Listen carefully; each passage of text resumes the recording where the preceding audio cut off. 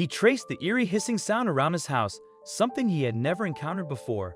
It guided him to the backyard, where James suddenly froze. He dashed to the shed and retrieved the garden tool with a long, sharp blade.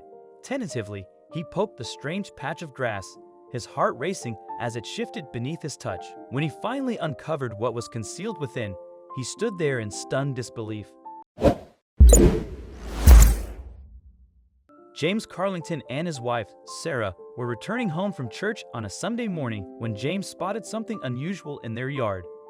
As a businessman who cherished his loving wife and enjoyed gardening as a pastime, James relished the weekends spent in his garden, even if it was concealing something sinister. It was another beautiful morning in Cambridge Springs, Pennsylvania.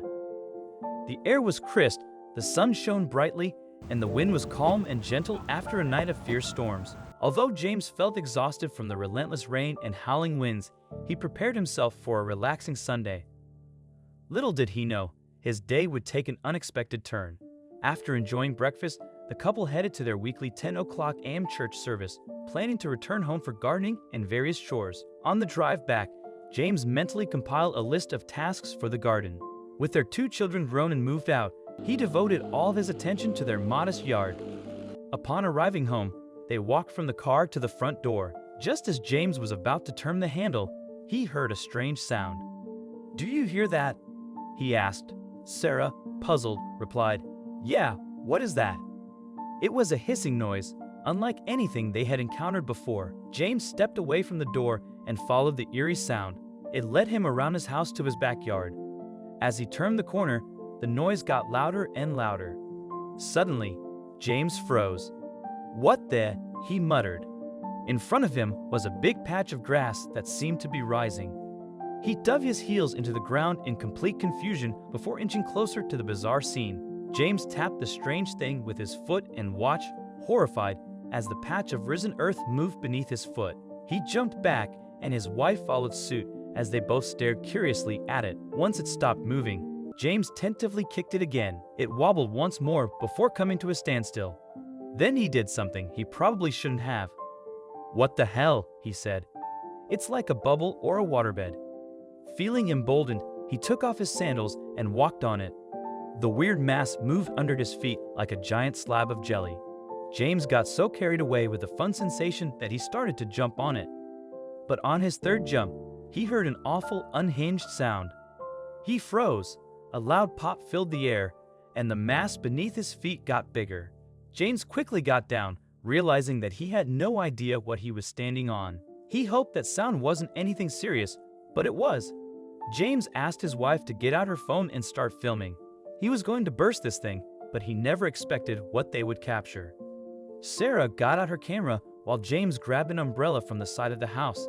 He started to poke the mysterious lump, but nothing happened. He needed something stronger. He sourced a garden tool and resumed poking it. What if snakes come out? His wife joked. What hid inside, however, was much more frightening than snakes. He stood on top of the mysterious mass again and started to pierce the grass harder. The hissing sound began to fade and fade until suddenly there was another loud pop. James steadied himself as the grass churned, and he felt a big whoosh beneath his feet. His eyes opened wide. As he watched what happened next, James finally managed to pierce through the grass and burst the giant bubble. James and Sarah watched in amazement as murky water gushed out. It continued to flow from the ground like an endless water fountain, but the entrancing earth fountain wasn't all this bubble would reveal to them. After 15 minutes of watching his yard expel water from its underbelly, James began to notice something strange at the opening hole. A black piece of plastic stuck out from beneath the grass. James approached the hole and grabbed the piece of plastic. He tried to pull it out, but it wouldn't budge. It looked like the edge of a black trash bag. What is that? He wondered. He waited until all of the water drained from the strange bubble to find out. He looked around at his garden, which was now flooded. A small river flowed from his yard to the street, but the mess was the least of his problems. James went into his garage and brought out a shovel. If this plastic bag was the cause of this strange phenomenon, he needed to remove it. He dug into his beloved grass, one shovel at a time, until he reached the culprit. He reached his hand in and tried to pull it out again, but even though the plastic bag looked like it had been there for years, it was still as tough as nails. Confused, James realized that the plastic bag was much bigger than he thought. He continued to dig, hoping to find its end. He followed the plastic bag with his shovel until he stood at the end of his grass. James had no idea what was going on. He walked over to the far end of his yard and started to dig. As he expected, the black plastic lay under his entire lawn like a giant sheet. But why? James walked back to the other side, where he had dug a line from the center of his garden to the edge. He took out his pocket knife and pierced a line in the plastic sheet. What he found was staggering. Desperate to understand what was hiding beneath his very own garden, he pulled the plastic sheet back. A strange smell began to waft through the air. His eyebrows knitted at the sight of the old and dirty wooden planks that came into view. James didn't remember seeing anything like this outlined in the blueprint of his house when he bought it 50 years ago. Things were about to get stranger and stranger. James called for his wife, who had given up filming some time ago, preferring instead to begin some house chores. She walked to James's side, astonished at what he had done to their garden. There was mud and holes everywhere, but just as she was about to give out to him, she saw what he was staring at. She grew silent, scrunching her nose at the smell. "What is all this?" James asked. "I have no idea," he replied. "It looks like some sort of structure." "We weren't told about any of this when we bought the house, right?" he asked. "Honey," Sarah interrupted, "that looks like a door handle." Alarmed, James turned. "Oh my word, it does," he agreed. His heart started to pound. It was becoming obvious that his garden was anything but ordinary. James grabbed his shovel and started to clear the area. Then he grabbed his knife and ripped back more of the strange plastic.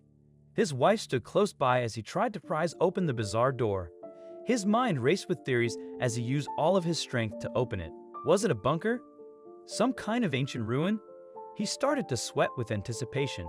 When the door finally gave way, James couldn't believe his eyes. It opened up to wooden stairs that had fallen apart. James's heart thumped as chills ran down his body. He grabbed his flashlight and asked his wife to hold his ankles. He lay down and dropped the front half of his body down. It looked like it was an old, small wine cellar. There were still some empty bottles lying around. The place looked completely abandoned, and it smelled like sour milk or fermented fruit. It was obvious that no one had entered this place in a very, very long time.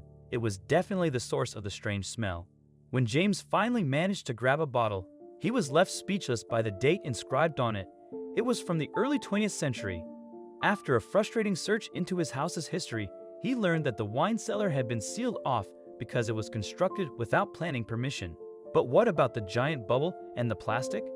James and Sarah later discovered that the plastic sheet was a simple solution to restore the yard's appearance and reintroduce fertile soil without incurring the high costs of demolishing the structure and purchasing new soil.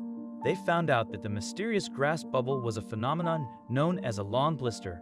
A lawn blister typically occurs in yards with a plastic sheet beneath the grass. This sheet is used in areas with poor soil to promote healthy grass growth. The plastic is laid over the bad soil, and fresh soil is placed on top, allowing the grass to thrive.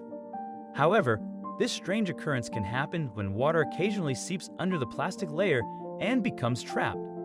The water continues to accumulate with nowhere to escape, causing the grass to rise under the increasing pressure. In James' case, a night of heavy rainfall triggered the event. Fortunately, there was no burst pipe. But did James put himself in danger by bursting it? While these blisters may appear threatening, they are generally not dangerous. However, caution is advised. Depending on their size, lawn blisters can flood your yard, so it's essential to create a drainage path to prevent excessive water from ruining your lawn. Even though James managed the situation well, not everyone shared his perspective.